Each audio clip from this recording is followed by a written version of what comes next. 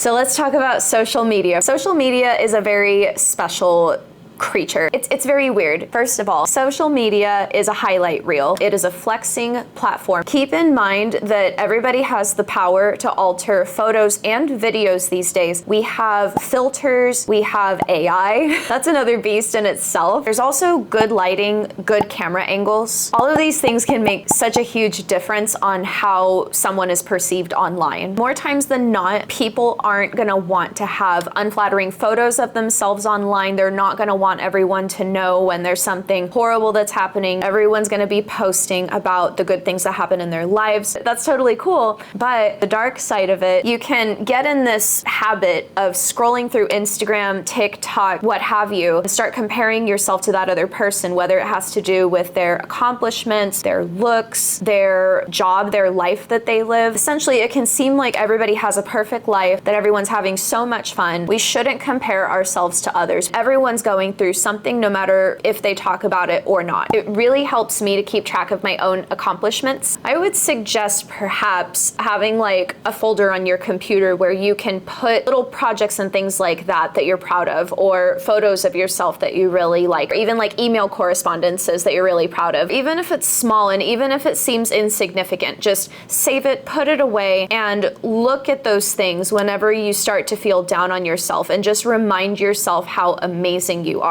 Another thing that helps me is to just get off social media for a while. This doesn't mean like you have to like delete your account, or it doesn't mean like you have to do anything super drastic. Maybe take a step back for a little bit. Like, there are times when I will go long periods just without posting anything. Sometimes it's because I just actually need a break and I need like a detox, and that's totally okay. That's another thing with social media. It can make us feel like we need to constantly be posting, and then we fall into that comparison trap again. So yeah, maybe limiting that for a while and just not logging on as much. If it doesn't have a dedicated purpose behind it, chances are social media scrolling is just, it has this very mind-numbing effect. And if we don't monitor it closely, that's when we start comparing ourselves to others. And that is when we are the most vulnerable, in my opinion. Also, since we're on the subject, if you need to block, unfollow, or silence someone, that's okay too. If it's influencers you follow, if they're not serving a healthy purpose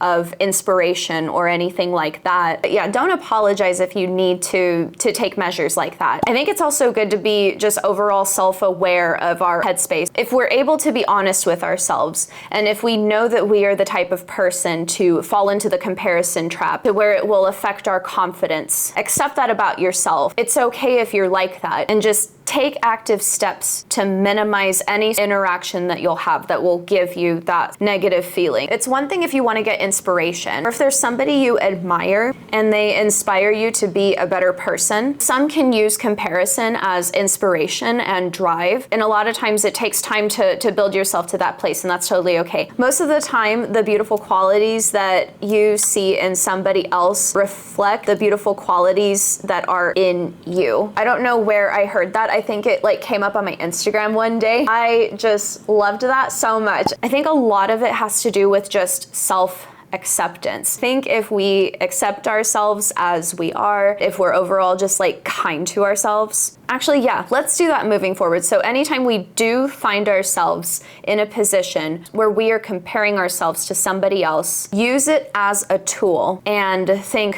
oh, that inspires me to work out. That inspires me to take on that hobby or that project that I've been wanting to do. Almost think comparison, action. Thank you so much for making it this far in the video. If you enjoyed this and if you want more stuff like this, be sure to like this video, subscribe, and hit the notification bell so that you don't miss another video. Comment below what you do to help build confidence in yourself. Thank you so much for watching, and I will see you in the next video.